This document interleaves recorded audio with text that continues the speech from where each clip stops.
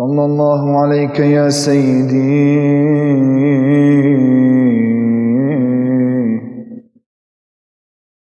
ويا مولاي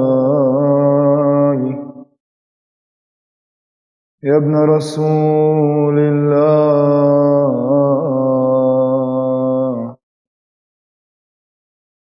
صلى الله عليك يا سيدي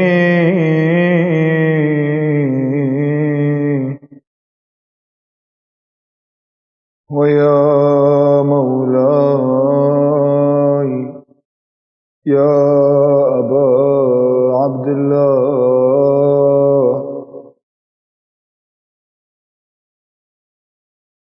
يا مظلوم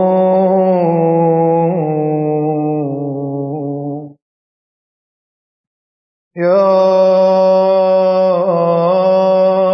غريب كربلاء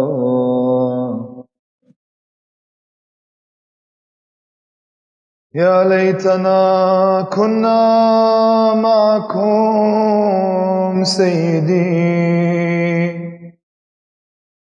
فنفوز فوزا عظيما.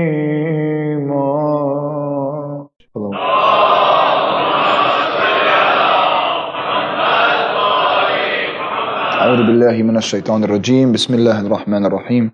الحمد لله رب العالمين وصلى الله على سيدنا محمد وآله الطيبين الطاهرين. صلوات.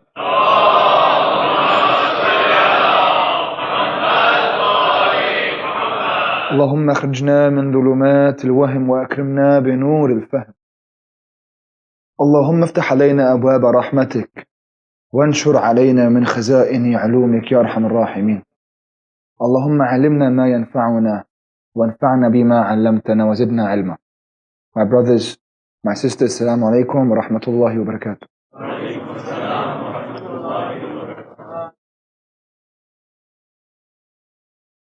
Someone asked me a few days ago, what makes a community successful?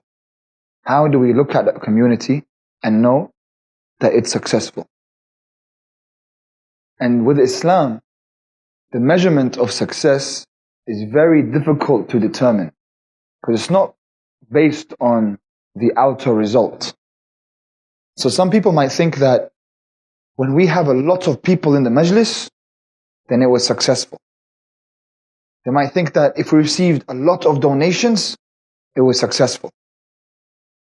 If we had thousands of YouTube views, it was successful. If everyone talked about it, it was successful. In a way, those things are successful about the program we organized, sure. But does it mean that the community is successful? And is that program, does that determine the success of the community? According to Islam, the number one pillar of prayer before the other pillars. You know, you have some pillars. If you don't do them in salat, then you can't fix the salat. You have to redo it. Like takbir al-ihram, right?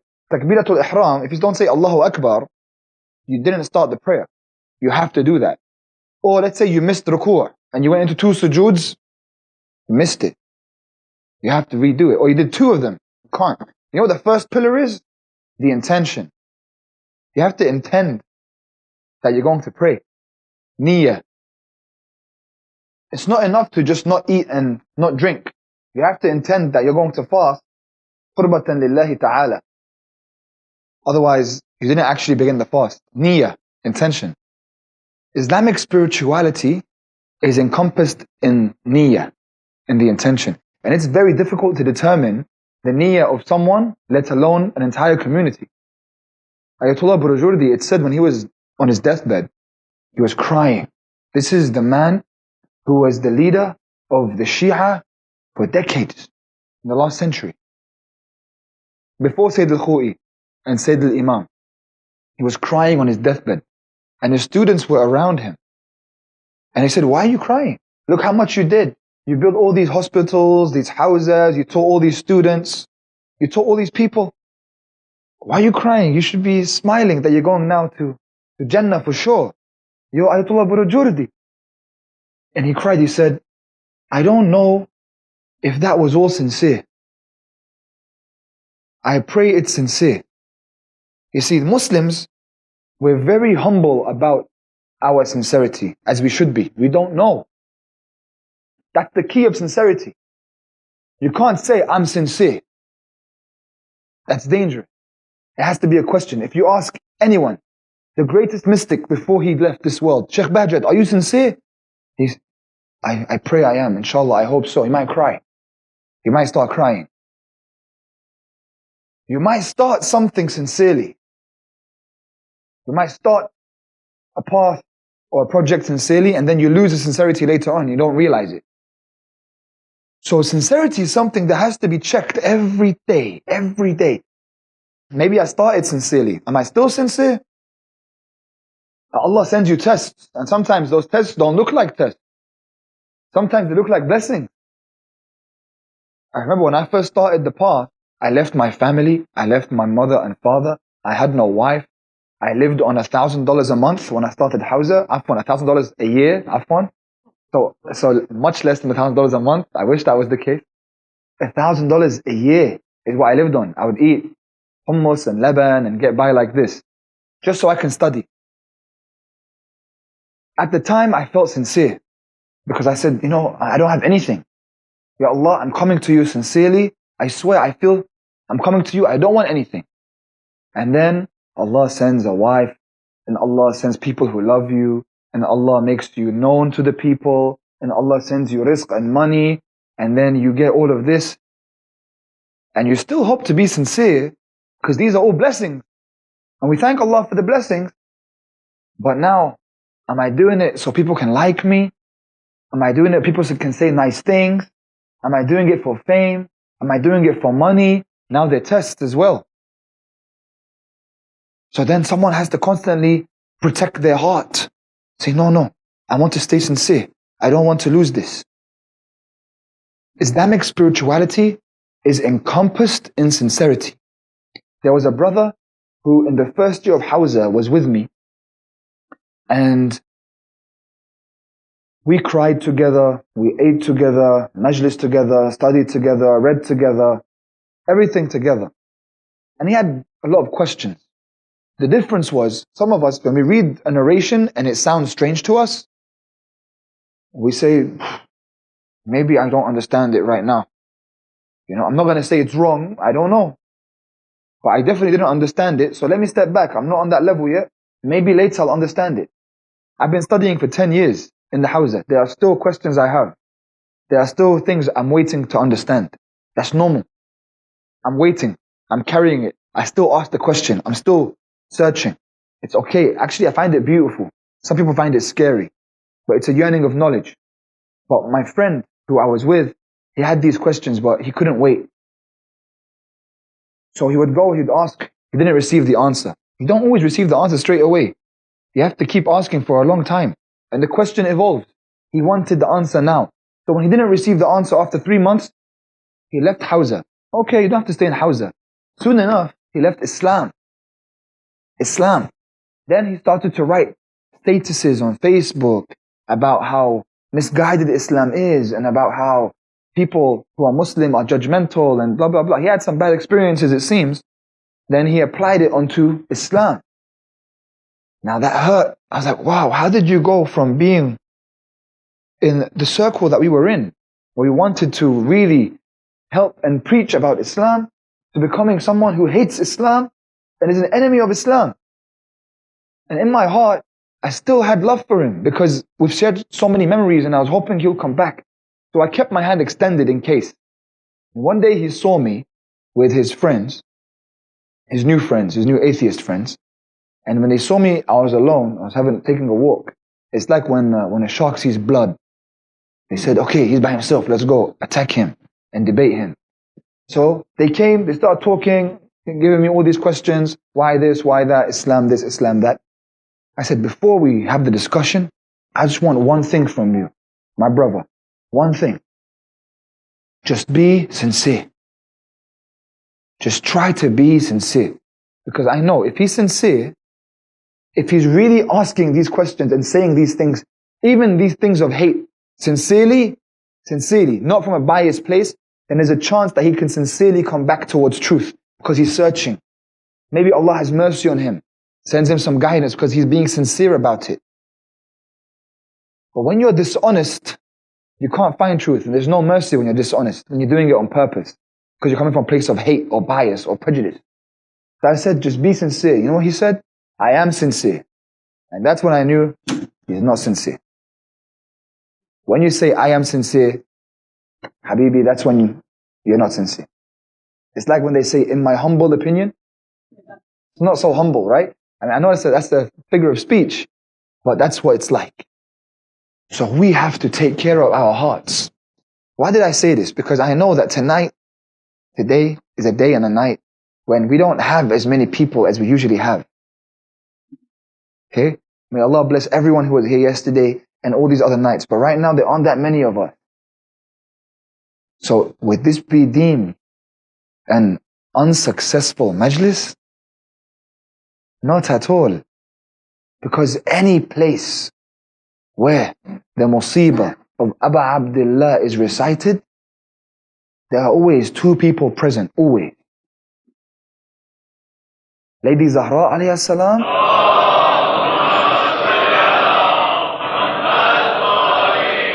and Sahib al-Asr, Imam al-Mahdi, Ajra ta'ala farajuhu sharif.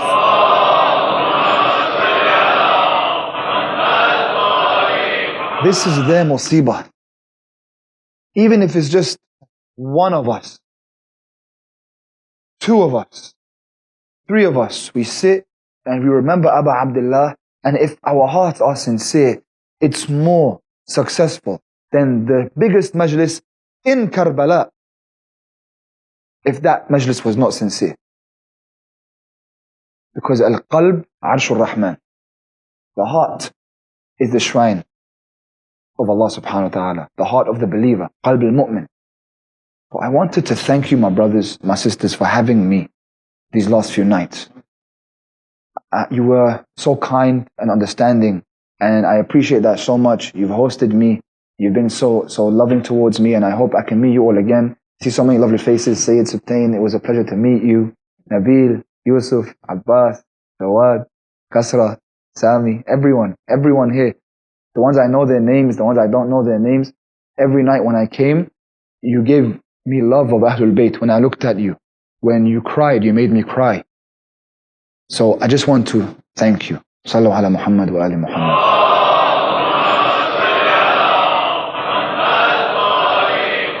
Imam Ali alayhi salam gave us a great gift, a really great gift. He gave us each other. There aren't people on earth like us. You know, you can go and read far and wide, but people who may not know each other's names sit down and then cry together, cry, like their parents just died. They feel the same pain, and I relate to you and you relate to me. We know what we're feeling, and I don't know your name. But if someone came through the door right now and wanted to harm you, I would jump in the way. And you would jump in the way to protect me too. What is that? What's that called? I had watched a video the other day. They were talking about the prison, in the prison system right now, how Muslims are very powerful in the prison system because they stick together. You know, with the Shia or Sunni, that they stick together. That if you find 6 men who are Muslim beating on someone who wasn't, then the non-Muslim will just walk by. But if you find 6 men who are non-Muslim beating on one Muslim guy, you'd find a second Muslim that walks by and sees it, he jumps in. Akhi, he just jumps in to help the brother. And that togetherness is very important. And that's even without the tears. How so with the tears and with the pain in the heart? That you feel utter love towards your brother and your sister. This is a great gift that Imam Ali alayhi salam gave us. That we are his Shia and we are his followers. And this is something that we are to cherish and protect with our lives. Because wherever we go, as far as we go from the masjid, there's going to be no place like the masjid. Like the community where we come back to, and we are together like this, from all different places, different ethnicities, different lands. We come together and we share more together than anyone else out there. And if our siblings are not on the path, we share more together than we do with our siblings. So this is deeper than even blood. That's what was intended from the very beginning. These last 2 weeks, we've been speaking about the journey to Allah subhanahu wa ta'ala. And I wanted to wrap up with a few words. We spoke about Jihadul Akbar, the greater jihad, the combat against the lower self. And that this is incumbent and obligatory on the one who wants to reach Allah subhanahu wa ta'ala. And we shared a lot of different advice like musharata, muraqabah, muhasabah, to place a condition on the self, to observe the self, to take the self into account. We applied Sheikh Bahjat's advice about reading Quran every day, Ziyarat al-Jami' al-Kabira, about Salatul Layl, that no one can make it without Salatul Layl. These are very high up. But even if we can't do that, to choose just one act that I want to master and create a malaka of one act that I begin with now and one act that I want to leave. And to commit to that, even if it's small, even if that one act is Tasbih al-Zahra alayhi salam, do that every single day and master it. Something small that I do consistently. So my growth in Islam is based on consistency. And to leave the sin. And it's possible to leave the sin, and we explained how that is. And we had a map, right? Ilm, Iman, Arfan. With ilm, we begin. Because Imam Ali says to Kumail, Ya Kumail, ma min harakatin illa wa anta muhtajun fiha ila al-ma'rifa. Ya Kumail, there is no movement you can make except that you are in need of knowledge before it. There's no growth. There's no movement. And if you don't move, you're dead. So you must move. To move, you have to have knowledge. So we said, knowledge is obligatory on all of us if we want to move towards God. And the more time we commit to knowledge, and knowledge consists of reading, listening, engaging in discussion, any sort of mental stimulation. But also there's knowledge of the believer that is through worship and devotion Allah sends into the heart as nur, as light. And we want to commit, ideally, we want to get to a place we commit 3 hours of our life every day. And if we can't, 2 hours. And if we can't, 1 hour. And if we can't, half an hour. But to begin that commitment. And Ashura is the best time to start that commitment, that promise to yourself. But that knowledge is not enough, because knowledge is not always applied. There has to be a level beyond knowledge, which is Iman. We spoke about Iman. We cited the story of Yunus and Iman. Iman is when knowledge is rooted in the heart. So it's knowledge applied. To get to Iman, I must continuously act. Amal salih. Apply my knowledge. Good action, good action, good action. Then I have Iman. The knowledge is then rooted in my heart. But that's also not always enough, because Iman is blind. And sometimes, even if I am a mu'min and I'm doing what Allah wants from me, it's a very good level to be at. It's the level most of us, inshallah, can reach. Sometimes your desire or your anger or love of this world is heavier than Iman. You might have level 60 of love of the world and level 50 Iman. And so you'll be tempted, you'll be taken away. So we want something even higher than that. We have to be foolproof. And to be foolproof, we need tazkiyatun nafs, the purification of the self, which is the musharata, muraqah, muhasabah. By doing that continuously over long periods of time, inshallah, if we apply everything, literally, this is now the highest level. This is what most people don't get to. If we apply everything we spoke about, then we get to a level called Arfan. And Arfan is when you see the truth. The Iman is no longer blind. It's not scary. It's not kufr. It's not blasphemy.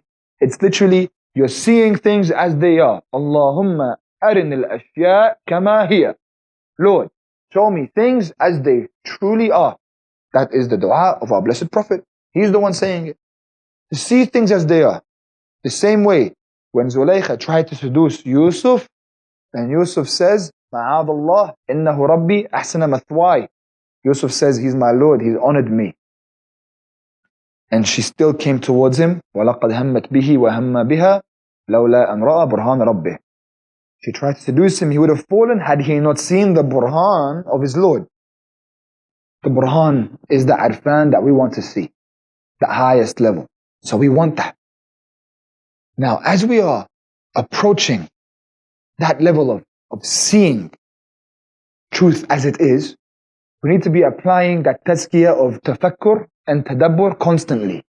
Our worship has to evolve beyond ritual. Ritual is important, but it must evolve. With ritual, we must pair it with contemplation and reflection. Tafakkur and tadabbur. And we have to, if we want to grow. Tafakkur on the Quran, tadabbur on the Quran, tadabbur on life, to contemplate upon it. Like when the man came and asked Abu Abdullah alayhi salam, he said, Allah Muhammad wa ali Muhammad.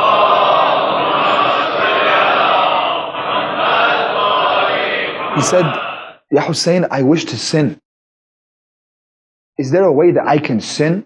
Can you make it okay for me? Because I'm addicted to a certain action. I don't want to keep doing something that's a transgression.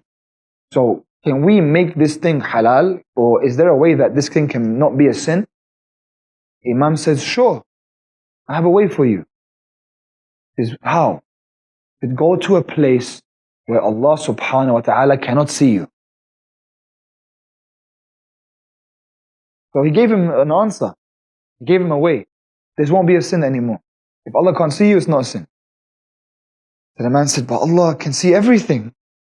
He can see me, He can see the whole world. He goes, so, you know Allah can see you, and you still want to sin? As you're doing the sin, Allah's watching you, you want to do it? So he made him think, tafakkur. You see how he's making him think? He doesn't tell him an answer, no.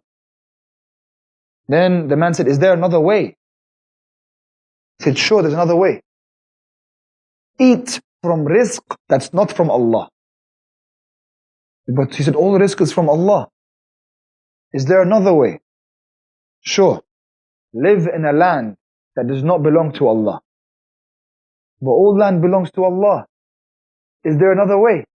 The Imam says, you know Allah can see you, and you're living in His land, and you're eating from His rizq, and you still want to sin? Okay, I'll give you this one. When Malik al-Maut comes to take you, say, I'm not going. When the angel of death comes to take your soul, say, no. He said, but I can't stand up to the angel of death. He goes, you can't stand up to the angel of death, but you want to stand up to Allah subhanahu wa ta'ala? The man said, you know what? I'm not going to sin. Because there's nothing, no option. But how did he tell him? That's really the point of the narration. He didn't just say, no, it's impossible. Like, a sin is a sin, just don't do it. He wants him to consider, to reflect, to contemplate. Allah gave me everything. Allah sees me. Allah sees everything I do. I live in Allah's earth. I live on the earth. I live in His land. The angel of death will come to me one day and I'll have no choice. So he's making him reflect on major points. You see how the Imam would want someone slowly, he brings him to the path of spirituality through tafakkur and tadabbur. So this has to be something now we start practicing in our Islam. Yani, a practice of Islam without tafakkur and tadabbur it's so robotic. And on the first day I said, what's the difference between me, someone who claims Islam, and someone who doesn't? I have a beard, he doesn't have a beard. I wear a ring, he doesn't wear a ring. I move up and down 5 times a day, he doesn't. I don't eat pork, and I don't drink wine. So I'm a Muslim. Is that enough? Is that the difference? If that's the difference, that's poor. That's so poor. That's what Islam is. That's so poor. If I see the world the same way he sees the world, all I think about all day is money, money, money, money, or whatever else it is, house, car, woman, whatever it is. If that's all that's on my mind, but I look like this, that doesn't change me. It's not a difference between him and I. Because that's all that's on his mind. So who is your God? So the people of spirituality, through tafakkur and tadabbur, they start to understand La ilaha illallah. And they really start to identify, Ya Allah, you are my Lord, and no one else other than you. Now every action every action you commit, every time you pray with a sincere heart, and every time you come towards tafakkur and tadabbur, and every time you engage in reciting the Quran or crying for Abu Abdullah alayhi salam or getting together or whatever it is that you do, good actions. And likewise, every time you commit a bad action or a sin, there is an effect occurring not after you die, but right now. Right now. There is, if you want, a parallel world to our world. Some call it barzakh, the world you go to when you die. Some call it alamul mithal, right? The same thing, or alamul khayal, the world of the imaginary, or the real world, the world of truth. That world doesn't occur after we die. That's the place people go to when they die. But it doesn't begin then. That world is now. And to say you go there when you die is not really accurate because you're already there. Let me explain. When you look in a mirror, you see your reflection. Okay. There is a real you that right now is in barzakh. Its appearance is based on what you do in this world. So this world is more of a reflection than that world. That world more accurately depicts who you are than this world. That's the world of truth. When you dream, your dream state usually, sometimes it's because you ate fried chicken before you sleep, but sometimes you experience alamul mithal. Sometimes when you get visits from people who are dead. That kind of dream state, the way things are kind of blurry, that's what we can understand. We don't know too much about that world, but we can begin to understand that world through that. Dimensions of physics are different. It's not the same width, height, length, depth, gravity is different. But it's now. Every time you do a small sin, you commit a small sin, it affects the real you. There. Now. You're becoming there now. Every time you do something beautiful, you plant a tree there now. Every time you commit a sin, you start a little fire there now. It's happening now. It's not happening after you die. When you die, you're born for real. When you die, you realize who you really are. Imam Ali alayhi salam, he says, "Al-nasu niyam fa-idha matu intabahu." People are dead. When they die, that's when they wake up. Because you see the real world. Sometimes someone is so beautiful in this world. In Hollywood, you're a supermodel. Beautiful. But the heart might be so dark. In the real world, she or he is actually a hideous beast. Already. That's who they really are. That's how they look. Sometimes they're animals. When they die, they appear in their real state. And everyone knows it's them. You see the real them and the real you. It's scary. Because once you die, that's it. That's who you are. Whilst right now you can still mend and create the real you. So you create you. Who you're going to be forever. You have a body over there. It's a different body. Your body dies, but you don't die. You live forever. And you will continue forever. Forever and ever. Alamat Tabatabai says, إِنَّكَ مَخْلُوقٌ أَبَدِي فَعْمَلْ لِلْأَبَدِيَّ. You are an infinite creation. Act with infinity in mind. Don't act about these 60, 70 years are nothing. You're going to be around forever. Then what's the difference between Allah and I? Big difference. Allah relies on Himself to exist. You rely on Him to exist. He's everlasting. So are you. You're everlasting through Him. He's everlasting through Himself. Through Himself. Big difference. You are reliant upon Him, but you're going to live forever. So I ask you, how do you want to live forever? What do you want to experience as you live forever?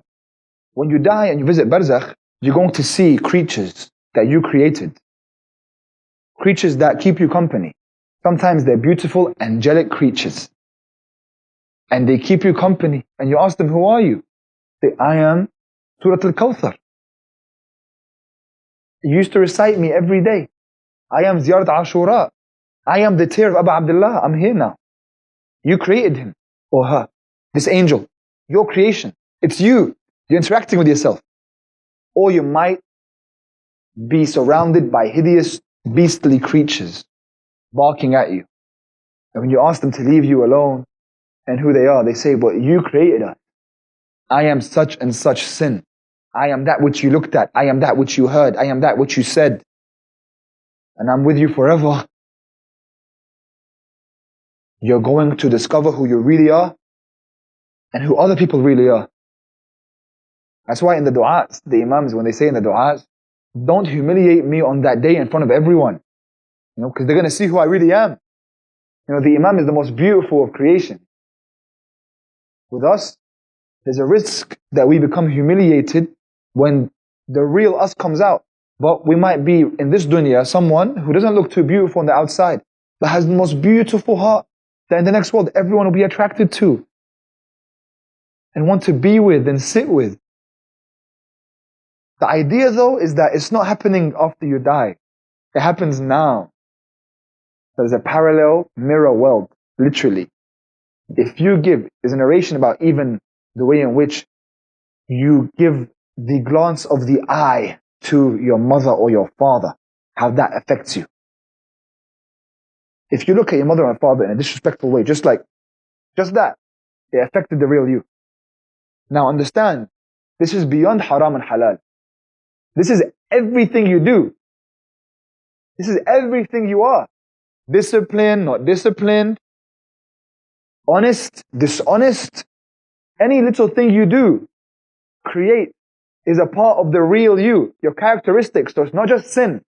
Your characteristics delve into the real you.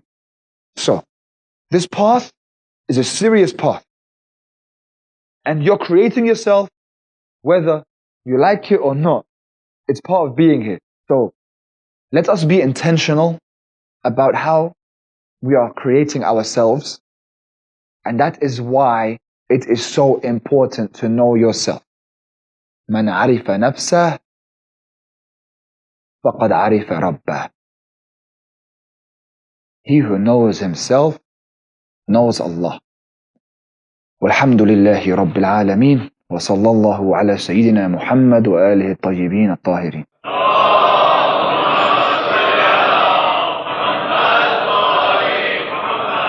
صلى الله عليك يا سيدي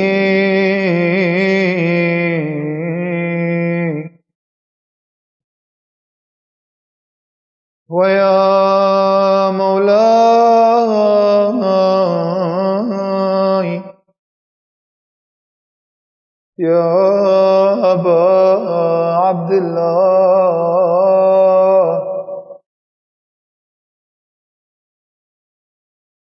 صلى الله عليك يا سيدي ويا مولاي يا ابن رسول الله يا مظلوم يا غريب كربلاء Ayatullah Tabrizi gives advice to the one who wants to cry for Abu Abdullah. He says, with all honesty and sincerity in your heart, feel the following words and say them to Abu Abdullah. O my master, Ya Abu Abdullah, I wish all these calamities would have befallen me instead of you. I would have sacrificed myself for you if I was there, Mawla. I wish I was there, Mawla. I wish my family and my children would have been killed and taken as prisoners instead of your family and instead of your children. I wish the arrow of Harmala would have pierced the neck of my child and not your child. I wish my son was cut to pieces and not your son. I wish my liver would have felt the pain of the thirst instead of you, Mawla. I wish the world would have started to look dark in my eyes instead of your eyes, Ya Mawla. I wish the wound would have cut my body and not your body. I wish the arrow struck my chest and not your chest, Mawla. I wish they took my life and not your life, Mawla. I would have given my woman for your woman, Mawla. I would have given my neck for your neck, Mawla. I wish Shimmer sat on my chest and not your chest, Mawla. I wish I was the one who stood alone instead of you, Mawla. How can I sit with my infant child in my arms and give my child water whenever my child cries? Whenever I give my child milk, I remember your asrar, Ya Mawla. Because your son cried, but you could not bring him any milk. And your baby cried, and you could not bring him water, Mawla. So I will remember your asrar whenever I feed my child. And I wish I was there, Mawla. This is your child, Mawla. When I see my sons and my daughters living their lives, getting married, when I see their smiles, I won't forget the cries of Sukaina. I won't forget the spear in Akbar's chest. I will remember you everywhere I go, Sayyidi. I will remember you whenever water enters my throat, until the day we meet, Mawla. And I ask you as your soldiers asked you, are you proud of me, Mawla? Did I do justice to your tragedy? Did I prove myself that I would have been there with you? I remembered you more than my own mother and my own father, Ya Aba Abdullah. Because I really meant it when I said, Bi Abi anta wa ummi, Ya Aba Abdullah. I wish it was my chest and not your chest that Shimmer sat on. I wish it was my neck and not your neck, Sayyidi. Do you hear my voice? Do you feel the pain in my heart? Sayyidi, just like my Imam, I will weep tears of blood for you until the day we meet in the next world. As-salamu ala al-Husain wa ala Ali ibn al-Husain wa ala awlad al-Husain وعلى أصحاب الحسين accept us to be from your caravan, Ya Mawlai. Even though we are 1,000 years too late, allow us to be like the man who came to Karbala late. A man came to Karbala to defend Abu Abdullah on the eve of Ashura. The day after Ashura, the man came to the battlefield and saw the tents. Then he saw blood, and he saw soldiers. And he said to the soldiers, are you the soldiers of Imam al-Husain? Where is Imam Husain? I have come to defend him. So they told him that the tents belonged to his woman and his children. And then they pointed to the battlefield and said, the body of Husain lay there. And then a man brought a spear with the head of Abu Abdullah on the spear. When the man saw Imam's head, he began to scream and cry and shout. He began to scream and cry and shout. And he took his sword and he attacked all the men. And then they killed him. Ya Abu Abdullah, allow us to be like the man who came late, because we scream and we cry and we shout your name until death. Inna lillahi wa inna ilayhi raji'un. Wa la'natullah ala al-zalimin ila yawm al-qiyamah.